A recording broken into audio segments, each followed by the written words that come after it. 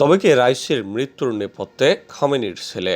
ইরানের president Ebrahim Raisi নিহত হওয়ার ঘটনার আনুষ্ঠানিক প্রতিবেদন প্রকাশ করা হয়েছে বৃহস্পতিবার। তবে প্রতিবেদন প্রকাশের পর হেলিকপ্টার দুর্ঘটনার বিষয়ে আরও বেশি জল্পনা সৃষ্টি হয়েছে। গত রোববার প্রতিবেশী আজারবাইজান প্রজাতন্ত্র থেকে ফেরার সময় নিখোঁজ হয় রাইসিকে বহনকারী হেলিকপ্টার। নিখোঁজ হওয়ার বেশ কয়েক ঘন্টা পর প্রেসিডেন্ট রাইসি এবং পররাষ্ট্রমন্ত্রী হোসেন আমির আবদুল্লাহিয়ানের মৃতদেহ সহ ঘটনাস্থল শনাক্ত করা হয়। এই ঘটনায় ষড়যন্ত্র থাকতে পারে এমন জল্পনার খবর ছড়াতে থাকে রাইসির মৃত্যুর বিষয়টি নিশ্চিত হওয়ার আগ পর্যন্ত। তবে এই পর্যন্ত সবচেয়ে বেশি সন্দেহ করা হচ্ছে ইরানের সর্বোচ্চ নেতা খামেনির বড় ছেলে মোস্তফা খামেনিকে। বিশ্লেষকদের মত, খামেনির পর সর্বোচ্চ নেতা হওয়ার সম্ভাবনা ছিল রাইসির, আর রাইসির সবচেয়ে বড় প্রতিদ্বন্দ্বী ছিলেন খামেনির বড় ছেলে। এছাড়াও রাইসির মৃত্যুর সংবাদ ঘোষণার কয়েক ঘন্টা আগেই দেশটির সর্বোচ্চ নেতা আয়াতুল্লাহ খামেনি জনসম্মুখে বিবৃতি দেন। তিনি বলেন, দেশের ভবিষ্যৎ নিয়ে জনগণের উদ্বিগ্ন হওয়ার কোনো কারণ নেই, রাষ্ট্রীয় কার্যক্রম নির্বিঘ্নে পরিচালিত হবে। 2020 সালে ডোনাল্ড ট্রাম্প প্রশাসনের আমলে ড্রোন হামলায় যখন আইআরজিসি কমান্ডার কাশেম সোলেমানি নিহত হয়েছিলেন, তখন খামেনি কাঁদতে কাঁদতে বিবৃতি দিয়েছিলেন, কিন্তু রাইসির মৃত্যুর খবর ঘোষণার সময় তার কণ্ঠে সেই রকম কোনো আবেগ দেখা যায়নি। স্থানীয় সময় বৃহস্পতিবার সন্ধ্যায় ইরানের সশস্ত্র বাহিনীর জেনারেল স্টাফ একটি সংক্ষিপ্ত বিবৃতি প্রকাশ করেছে। বিবৃতিতে বলা হয়, নিশ্চিত বক্তব্যের জন্য আমাদের আরও কিছু কাজ বাকি, এর জন্য আরও সময় প্রয়োজন। তবে কিছু বিষয় নিশ্চিতভাবে বলা যেতে পারে। এখানে তা উল্লেখ করা হয়েছে, বিধ্বস্ত হেলিকপ্টারের অবশিষ্ট অংশে বুলেটের আঘাত বা এমন কোনো প্রমাণ পাওয়া যায়নি। হেলিকপ্টারটি উঁচুতে ওঠার পর আগুন ধরে যায়। এই অংশকে বিবৃতির সবচেয়ে গুরুত্বপূর্ণ অংশ বলে মনে করা হয়, কারণ এখানে ইরানের জনগণকে বোঝানো হচ্ছে হেলিকপ্টার বিধ্বস্ত হওয়ার পেছনে বাইরের কোনো শক্তির ভূমিকা নেই। একইভাবে বিবৃতির পরের অংশে বোঝানো হয়েছে হেলিকপ্টারটি পূর্ব পরিকল্পিত রুটেই যাচ্ছিল, নির্ধারিত রুট থেকে এটি বিচ্যুত হয়নি। ঘটনাটি কেবলই দুর্ঘটনা।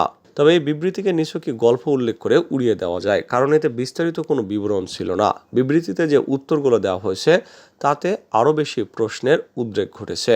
ইরানি সাংবাদিক এবং ভাষ্যকার জামশিদ বার্জেগারের মতে, রাইসির হেলিকপ্টার বিধ্বস্ত হওয়ার বিষয়ে অনিশ্চয়তার কোনো সমাধান নেই ওই বিবৃতিতে। বিবৃতিতে মূলত ইরানের সশস্ত্র বাহিনীকে তাদের দায়বদ্ধতা থেকে মুক্তি দেওয়া হয়েছে। এ বিষয়ে অন্যান্য বিশ্লেষক এবং সোশ্যাল মিডিয়াতে সাধারণ ইরানিরা একমত পোষণ করেছেন। তাদের মতে বিবৃতিটি সম্পূর্ণ ভুয়া, এর বেশি কিছু নয়। যদিও বিবৃতিতে প্রচুর পরিমাণে প্রমাণ সংগ্রহ করার দাবি করা হয়েছে, কিন্তু এটাও বলা হয়েছে নিশ্চিতভাবে কিছু বলার জন্য আরও নথি পরীক্ষা করতে হবে, এর জন্য সময় প্রয়োজন। যদি আরও প্রমাণসহ কোনো বিবৃতি প্রকাশ করা হয়ও, তবুও সাধারণ ইরানিদের তা বিশ্বাস করানো কঠিন হবে এমন সম্ভাবনাও রয়েছে। ইরানিদের অনেকেই মনে করেন সরকারি ঘোষণা বিশ্বাস করা কঠিন। জনগণকে বোকা বানানোর ক্ষেত্রে ইরানের দীর্ঘ ইতিহাস রয়েছে। এদিকে নতুন করে প্রশ্ন জাগছে, ইরানের নতুন প্রেসিডেন্ট কে হবেন? ইতিমধ্যে দেশটির পরবর্তী প্রেসিডেন্ট নির্বাচনের সব প্রস্তুতি নিয়ে রাখা হয়েছে। প্রেসিডেন্ট নির্বাচনে মধ্যপন্থী প্রার্থীদের পরবর্তী নির্বাচনে অংশ নেওয়ার বেলায় অযোগ্য ঘোষণা করা হয়েছে। কঠোরপন্থী এবং প্রভাবশালী গার্ডিয়ান কাউন্সিল থেকে অনেকের নাম শোনা গেছে। এর মধ্যে সাবেক রাষ্ট্রপতি হাসান রুহানিও রয়েছেন। তাকে তুলনামূলকভাবে মধ্যপন্থী হিসেবে বিবেচনা করা হয়। এখানে মোস্তফার পথ প্রশস্ত হবে বলে ধারণা বিশেষজ্ঞদের। ফার্সি ভাষায় মোস্তফা নামের অর্থ নির্বাচিত। রাইসির মৃত্যুর আগেও মোস্তফা প্রয়াত রাষ্ট্রপতিকে ছাড়িয়ে যেতে শুরু করেছিলেন। তার নেতৃত্বে ক্রমবর্ধমান অর্থনৈতিক দুর্দশা এবং দুর্নীতির কারণে অনেকেই বেজার ছিলেন। মোস্তফার নেতৃত্ব দেওয়ার ইঙ্গিত পাওয়া যেতে পারে তার কঠোরপন্থী বাবার নীতি, সেই সাথে তার নিজের অভ্যন্তরীণ বৃত্ত থেকে। এই দলটিতে ইরানের চরম আদর্শিক ধর্মগুরুদের যোগাযোগ রয়েছে।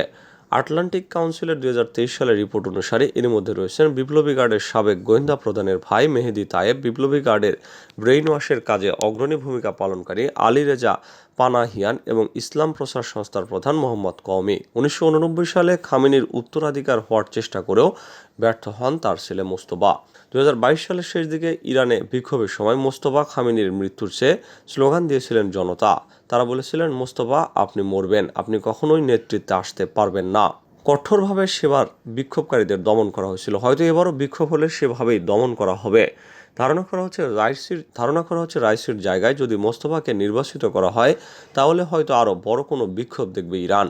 তেহরানের আধা সামরিক গোষ্ঠী বাসিজের একজন সদস্য বলেছেন, বিদ্রোহ দমনের প্রস্তুতি নেওয়া হচ্ছে। সাম্প্রতিক বছরগুলোতে যে প্রতিবাদগুলো দমন করা হয়েছে, রাইসির মৃত্যুকে কেন্দ্র করে হয়তো তা নতুন মাত্রায় দেখা দেবে।